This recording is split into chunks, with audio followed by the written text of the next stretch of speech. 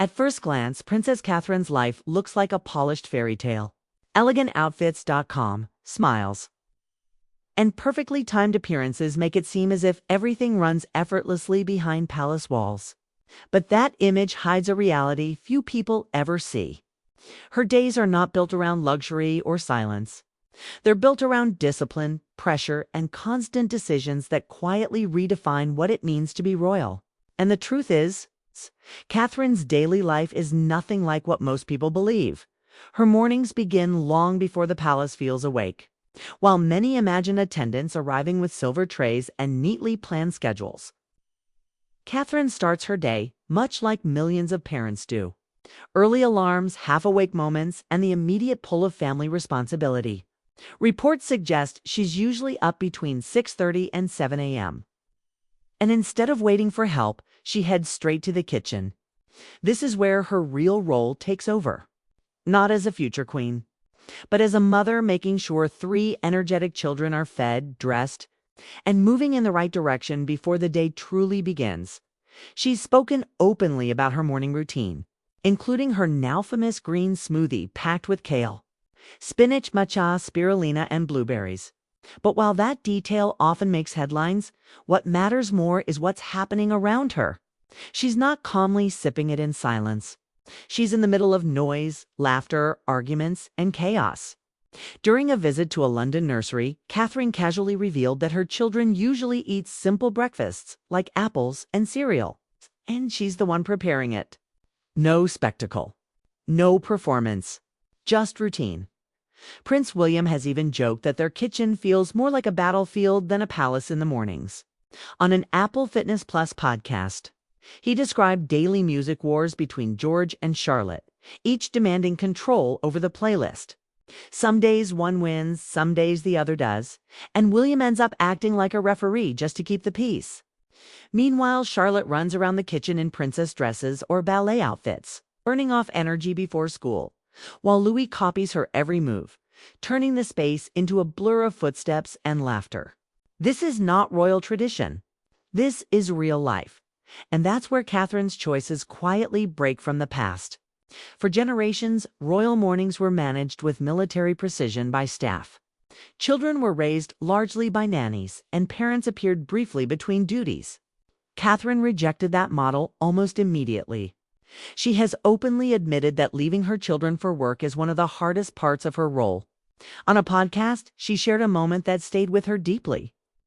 When George and Charlotte once asked her, "Mommy, how could you possibly not be dropping us off at school this morning?" That question wasn't dramatic, but it cut deep, and it shaped how she chose to live. Her guilt isn't rooted in detachment. It comes from commitment. Even after giving birth to Prince Louis, Catherine took Prince George to school the very next day. Not for cameras, not for tradition, but because she had promised herself the kind of mother she wanted to be. Of course, the family does have help. Their nanny, Maria Teresa Turrion-Barallo, is highly trained through Norland College, one of the most elite nanny institutions in the world. Students there learn everything from child development to security tactics and defensive driving. Maria is trusted, skilled, and deeply respected. But Catherine doesn't use her as a substitute parent. She uses her as support. Royal historians have pointed out how radical this is. In earlier generations, royal nurseries functioned almost independently, with parents stepping in only occasionally. Catherine dismantled that system quietly. She chose to be hands-on. She chose presence over protocol. And to protect that presence, she reshaped her entire schedule. Many of her engagements are reportedly arranged within a close distance of her home and timed between school hours. She plans her workday so she can be there in the mornings and afternoons. No late starts. No endless evenings away. This is strategy, not softness. After school drop-off, Catherine often does something that still surprises royal watchers. Instead of returning straight to meetings or palace offices, she's been spotted shopping for groceries herself along Kensington High Street. With discreet security nearby, she moves through stores calmly, selecting ingredients by hand. Not for chefs, for herself. Because she's the one who cooks. Cooking isn't a performance for her. It's a habit, a routine, a family anchor. She's spoken warmly about cooking with her children, describing how they make cheesy pasta together, each child responsible for a task, arguing over who gets to stir. She's mentioned homemade pizza nights where George and Charlotte knead the dough, enjoying the mess as much as the food. Even in interviews when dinner plans come up, she casually references curry or teriyaki salmon, confirming that, yes, she's the one cooking. It's so normal for her that she doesn't even realize how unusual it sounds for a future queen. That grounded approach has even found its way into royal tradition. During her first Christmas at Sandringham, Catherine gifted the queen a jar of her grandmother's homemade chutney. The next day, the queen served it at lunch. In one quiet moment, Catherine bridged old royal formality with family warmth. Former royal chefs have noted that she comes from a home where cooking was normal, and she never let that skill disappear when she married into royalty. Evenings in Catherine's household reflect the same values. Dinner is often simple but intentional. Pasta, roasts, curries. She's admitted her love for spicy food, something Charlotte appears to have inherited. While William struggles, forcing Catherine to adjust the seasoning depending on who's eating. These tiny details reveal how deeply involved she is in everyday life. After dinner, the house shifts into a structured bedtime routine. Warm baths, quiet play, stories, and then bed. When William and Catherine are home, they're the ones reading to the children. William has joked about reading Julia Donaldson books so often that he feels like he's saved the world multiple times. By 10:30 p.m., the household is usually asleep. Early nights are necessary because early mornings never stop. On weekends, the family retreats to Windsor or Norfolk, places that offer privacy and open space. Catherine has been seen jogging across the state grounds, sometimes with Charlotte in a buggy, blending fitness with motherhood. Even the children's bedrooms reflect her mindset.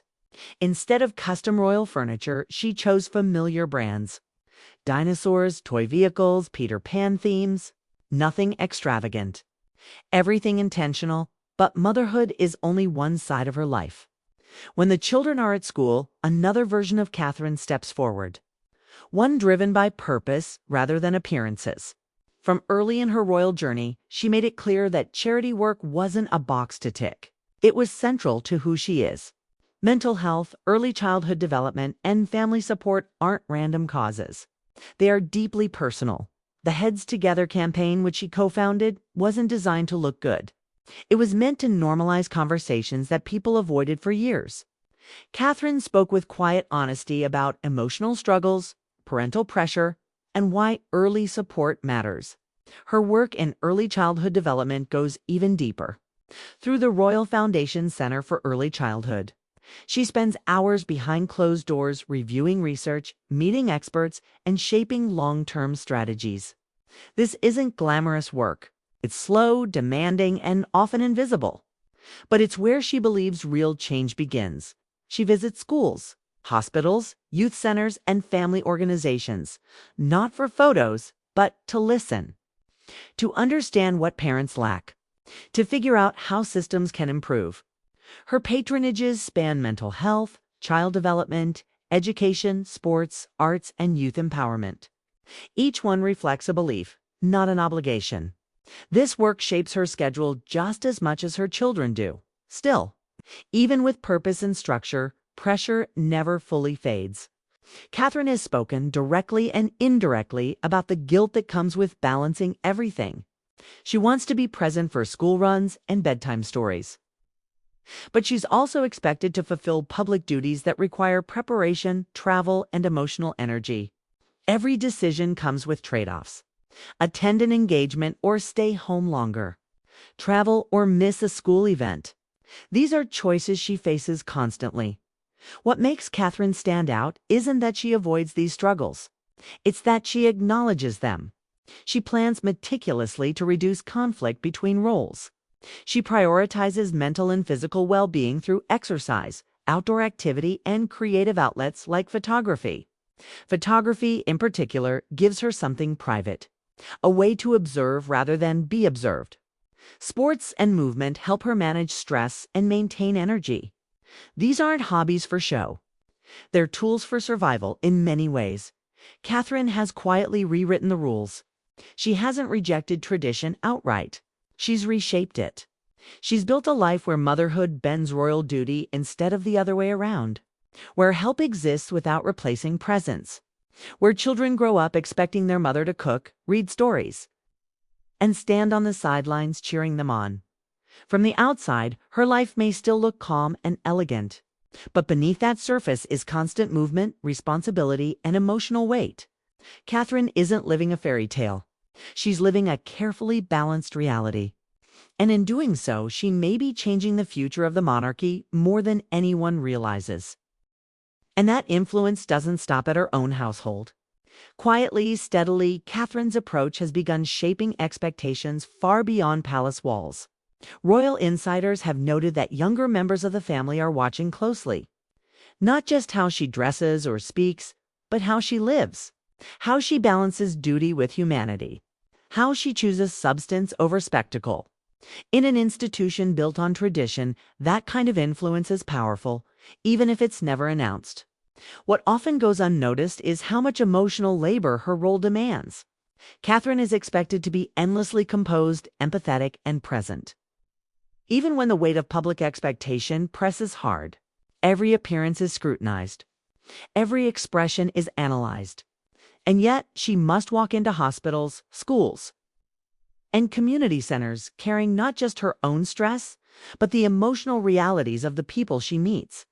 Parents share fears about their children. Caregivers talk about burnout. Teachers describe gaps in support. Catherine listens, and then she goes home and applies what she's learned to her own life. This emotional carryover is one of the least discussed aspects of her daily routine. Unlike ceremonial roles of the past, her work requires empathy, connection, and vulnerability. Those things don't switch off at the end of the day. They follow her home. They shape the way she parents, the causes she supports, and the boundaries she sets around her time. It's one reason she's so protective of her family's privacy. Not out of secrecy, but preservation. There's also the physical toll. Appearances may look effortless, but they require intense preparation. Briefings, background research, wardrobe planning, and security coordination all happen behind the scenes. Catherine is known to review details carefully, asking questions and ensuring she understands the purpose behind each engagement. She doesn't want to show up uninformed. That level of preparation takes time, focus, and energy, often squeezed into the narrow hours between school drop-offs and pickups. And then there's the public pressure that never truly disappears. Every choice Catherine makes becomes a message, whether she intends it or not. The way she parents is debated. The way she works is compared. The way she balances it all becomes a standard others feel measured against.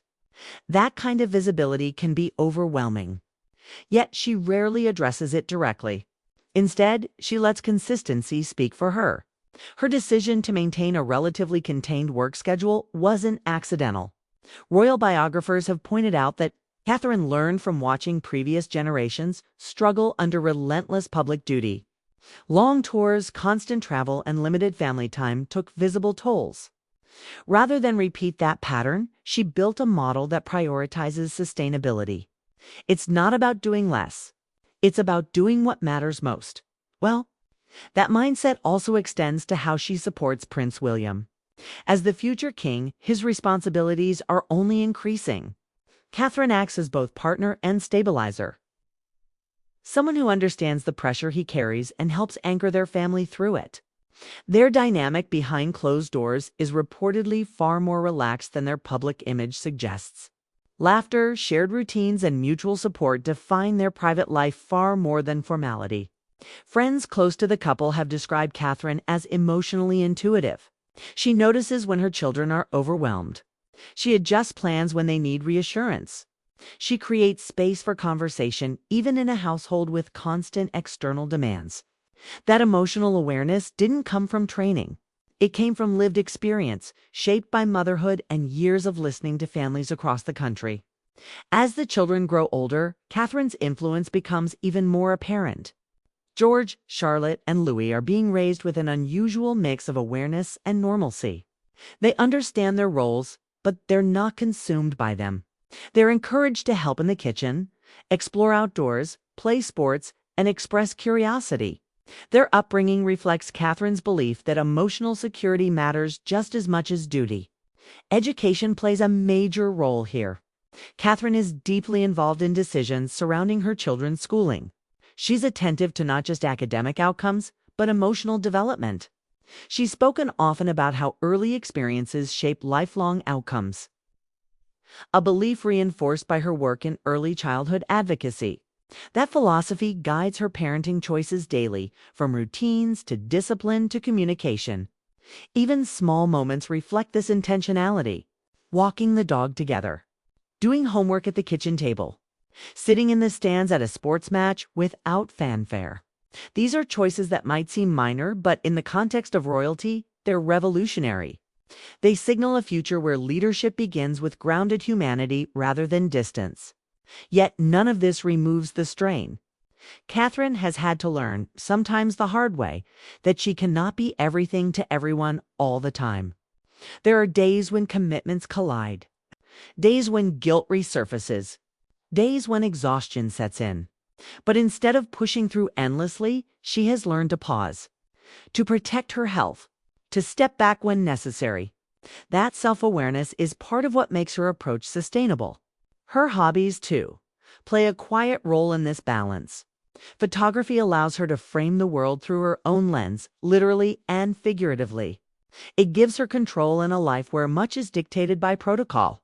Sports and physical movement help her release tension and stay mentally sharp. These aren't indulgences.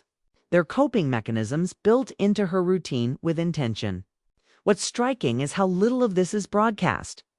Catherine doesn't narrate her sacrifices or frame her choices as statements. She simply lives them. And over time, those choices accumulate into something larger. A shift in perception. A redefinition of what a royal woman can be. Strong without being rigid. Present without being performative. Ambitious without abandoning family. As public opinion around the monarchy continues to evolve, Catherine's role becomes even more significant. She represents continuity, but also adaptation. Tradition, but softened by empathy. Structure, but shaped by real life. In many ways, she bridges two eras, one defined by formality and distance, and another by connection and transparency.